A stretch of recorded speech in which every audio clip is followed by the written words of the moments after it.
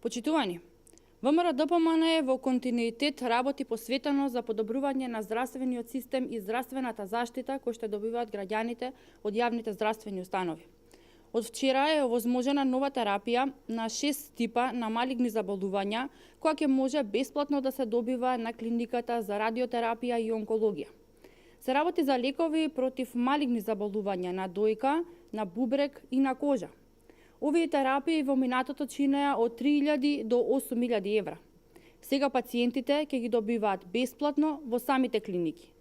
Дополнително, со мерката за намалување на цените на лековите, досега опфативме над 4.800 медикаменти. Со програмата Реално предвидуваме уште еден значаен проект за пациентите со малигни заболувања, а тоа е проширување и унапредување на условите за третман на пациентите во Универзитетската клиника за радиотерапија и онкологија.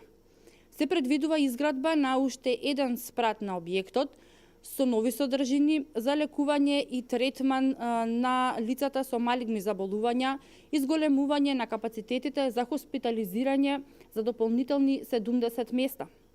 Инвестицијата е во вредност од 20 милиони денари. Тоа е разликата помеѓу ВМРО и СДСМ.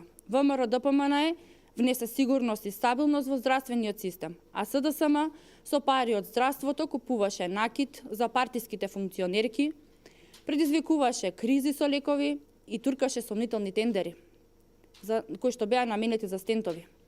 Македонското здравство, според Европскиот здравствен потрошувачки индекс за 2016 година е рангирано повисоко од голем број на развиени европски земји и земји од регионот, меѓу кои Италија, Ирска, Унгарија, Полска, Литванија, Грција, Албанија, Бугарија и Србија, како и други.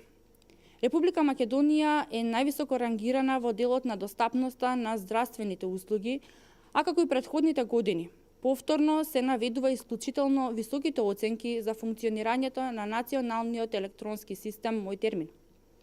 Република Македонија има постигнато значителен напредок со електронскиот систем за закажување уште во 2013 година, со кој суштински се елиминираше времето на чекање за добивање на здравствените услуги, се наведува во извештајот.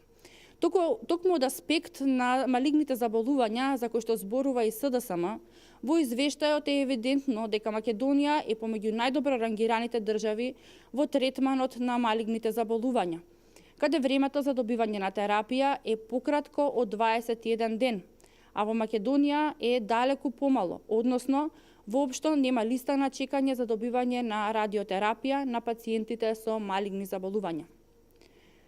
СДСМ не може да поднесе државата да успее во нешто. Секој успех на државата е неуспех за СДСМ. Постојано манипулира со лажни вести и платена пропаганда. Времето на платеничката пропаганда на СДСМ завршува. Доаѓа крајот на нивната пропагандна машинерија за ширење на лажни вести. Ви благодарам.